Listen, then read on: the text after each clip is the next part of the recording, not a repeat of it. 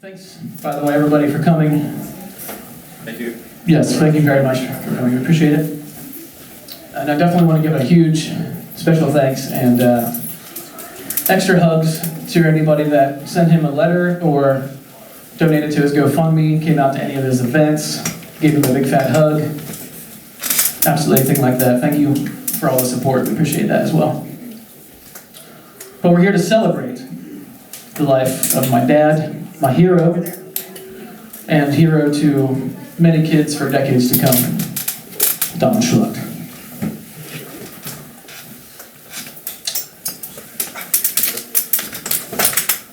I wasn't sure whether I should delve into this topic, but I'll just say something real quick, and that is, our mom decided she wasn't quite cut out for the gig, okay? And we forgive her for that. It's all good. I was about 9 months old and he was 3 when she left, and so that's water under the bridge.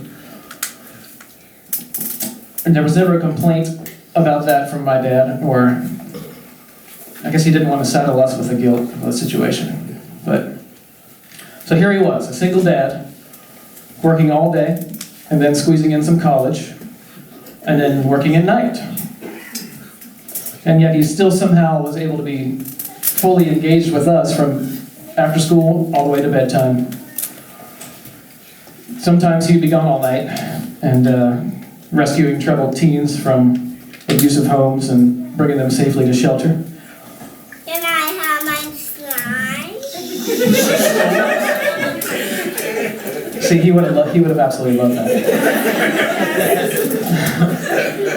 When he was gone all night, my grandmother and my Aunt Dana would watch and play with us and everything. Thank you for that very much.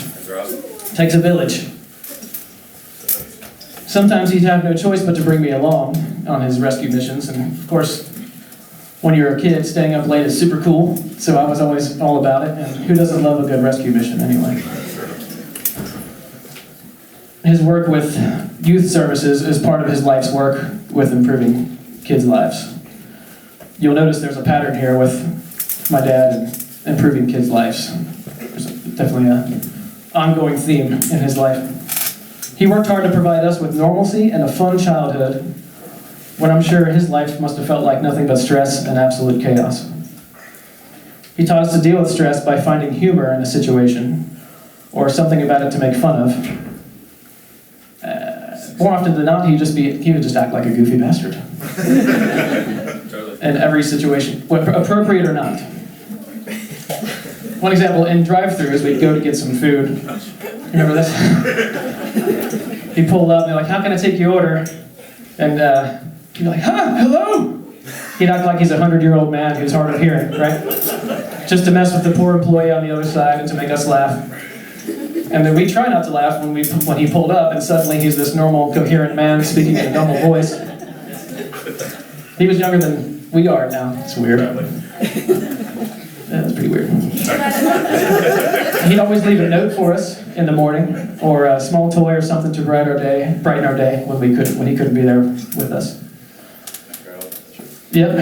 And like any good parent, eventually he taught us so much about finances and how to successfully navigate a long-term relationship by showing us exactly what not to do. To his credit, he did have more successful years of marriage than he had hairs on his head. So it's what, like 2? Yeah, 2 years. Some of you might recall in the 80s he went through a Don Johnson phase. If you don't know what that is, Google Miami Vice 1980.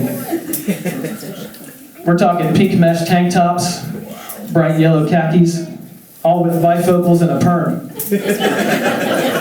Who would have thought that a guy that looked like Napoleon Dynamite in high school would grow up to be so hip?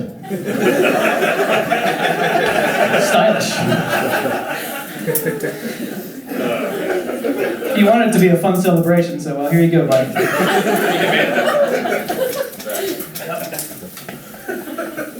If he was here, he'd be making fun of all of us as well.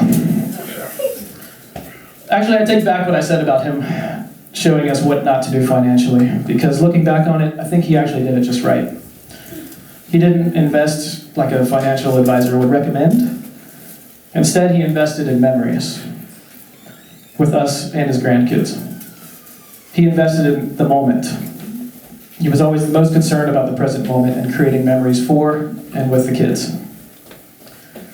Besides, the wealth of self he bestowed upon us is what's really priceless. And what do I mean by wealth of self? Well, he taught us to embrace our feelings, first of all, and never be ashamed of them. He never told us to man up or any of that nonsense, even though it was the 80s. This might explain why I tear up during movies or go out of my way to not step on ants or to rescue animals. Mind you, he wasn't even a big animal lover at all. He admitted as much. But instead of banning me from keeping animals or teaching me to be like him, he unquestionably nourished my empathy for all creatures and even bought us hamsters, dogs, fish, iguana, hermit crabs. Am I forgetting anything? You say parakeet? I had rabbits. That's rabbits, that's right. Hell yeah, finches. There's a freaking zoo in there. And he didn't even like animals. Because for him, I watched him do the same for Jordan and when she was a kid, and then for my daughter Bella and his two grandbabies, Mickey and Mason. Because with him, it wasn't about raising kids in his image. It was about making any life situation fun and providing a solid foundation for us to grow into whatever we felt drawn to. It really was a sight to see, too. His endless patience, love, and excitement for kids was so profound. Most people assumed it was just an act to keep the kids quiet and keep them happy and keep them from complaining. But no, it was all genuine. Every bit. Even though he automatically assumed the role of parent, like it or not, as soon as your kid walked through his door, it was absolutely amazing getting to watch with full-grown eyes the way his face lit up and his heart opened up to them, just like it always did for us when we were kids too. His legendary way of encouraging kids and inspiring them to grow into their own unique best versions of themselves is his greatest wish for the world, and the most powerful piece of his legacy. We all owe it to him to have the courage to express ourselves, the compassion to let others do the same, and the work ethic to dig deep and swim against the tide to make a positive impact during our time on this giant rock. As parents, they say, we are the bows from which our children as living arrows are sent forth. May we, as his kids and grandkids, and all of us for that matter, be like arrows of compassion, empathy, and healing in the heart of an often dark world. May we be the best and truest versions of ourselves and be willing to stand up for others, being bullied for trying to do the same. Preparing for this whole thing, I kind of wanted to start a foundation or something in his name, because his work with kids has always been so impressive, tireless, and legendary to me. Something that really makes an impact in kids' lives. Something that empowers kids to view their empathy and kindness and compassion as the superpowers they really are. But in a way that's also creative and fun and a unique expression, too. I was racking my brain about starting yet another company. But luckily I remembered that the perfect solution already exists. And some of you who came to Knock DeLuca shows back in the day might remember the band Lords.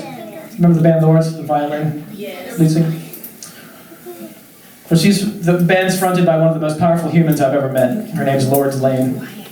Well, she founded an organization called the Super You Foundation.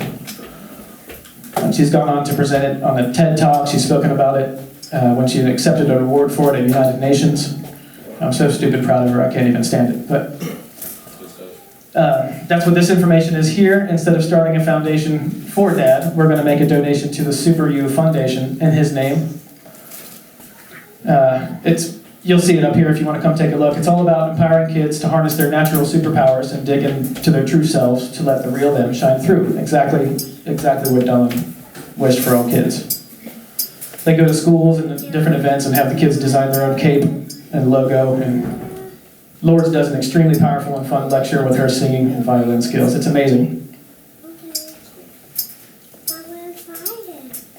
And she's promised to she asked me to send in some pictures so that with that donation, at every presentation they make in the schools from here on out, they're going to put a picture of Don up and make sure everybody knows who he is and that that's his legacy. I think that's great.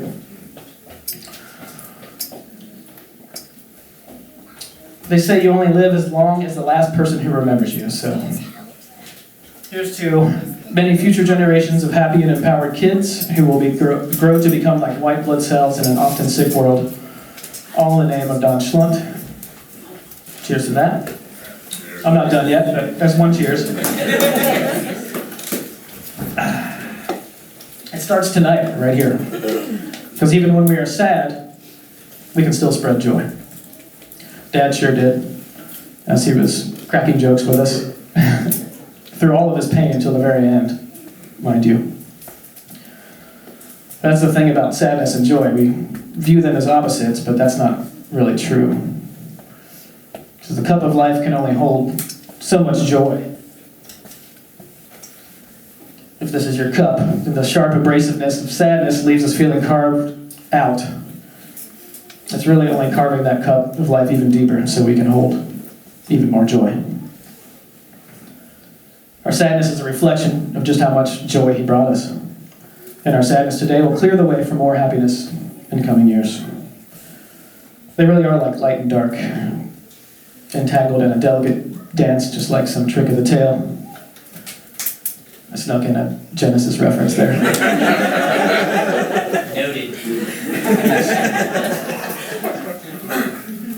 This is a celebration of life, but it is okay to be sad too, even in the same breath. Just don't hide your feelings.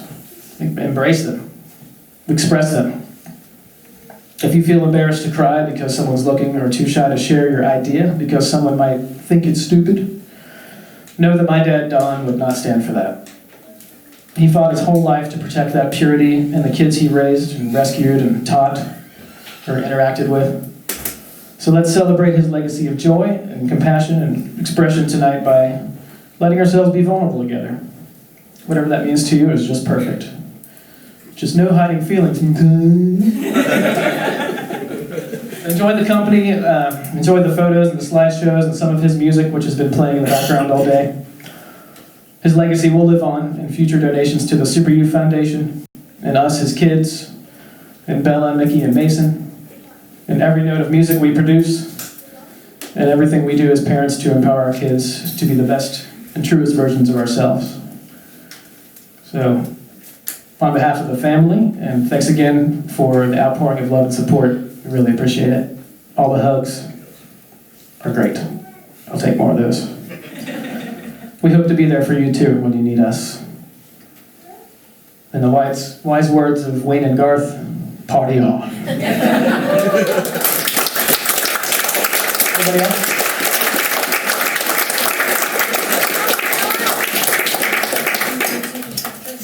If nobody else wants to come up, I'm just going to beatbox for about the next hour.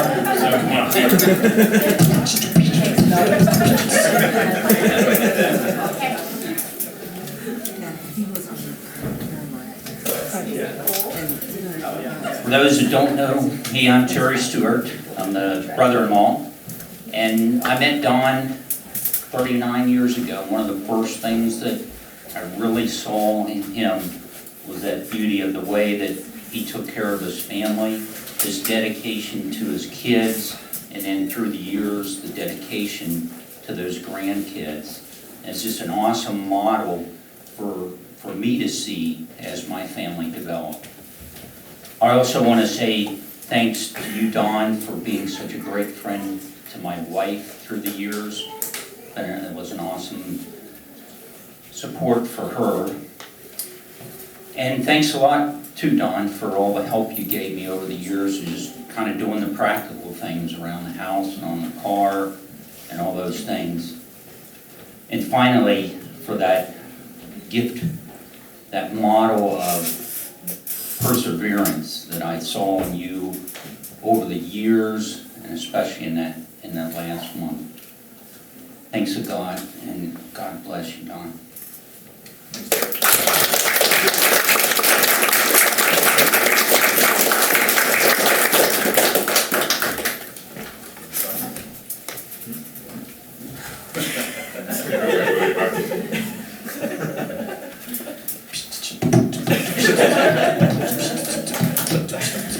Anybody else?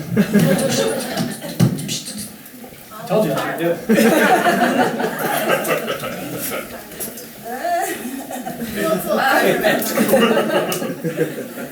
I,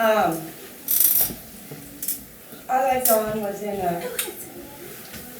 the work of social and emotional development of children, and when I met, it was with him.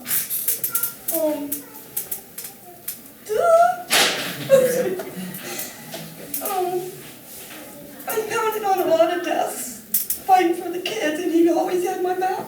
And I'd always apologize that I would lose it. And in private, and he'd go, I like it. That's my story.